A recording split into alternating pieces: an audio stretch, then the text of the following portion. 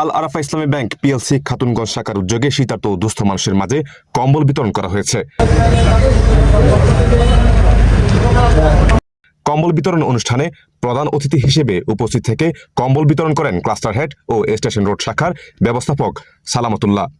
অনুষ্ঠানে খাতুনগঞ্জ এলাকার গণ্যমান্য ব্যক্তিবর্গ, সম্মানিত ব্যবসায়ী প্রতিনিধি, বিভিন্ন পর্যায়ের নির্বাহী ও কর্মকর্তারা উপস্থিত ছিলেন। অনুষ্ঠানে সভাপতির বক্তব্যে আল আরাফা ইসলামী ব্যাংক পিএলসি খাতুনগঞ্জ শাখার ব্যবস্থাপক ও এসবিপি জনাব কাজী কুদ্দুস বলেন, শীত মৌসুমে কষ্ট থাকা দরিদ্র ও গৃহহীন মানুষের পাশে দাঁড়ানো ইসলামের অন্যতম শিক্ষা। এই মানবিক শিক্ষাকে সামনে রেখে আল আরাফা ইসলামী ব্যাংক পিএলসি নিয়মিত সমাজ কল্যাণমূলক কার্যক্রম পরিচালনা করে আসছে। তিনি আরো জানান, সমাজের অসহায় ও শীতার্ত মানুষের পাশে দাঁড়াতে ভবিষ্যতেও ব্যাংকের এই ধরনের মানবিক উদ্যোগ অব্যাহত থাকবে।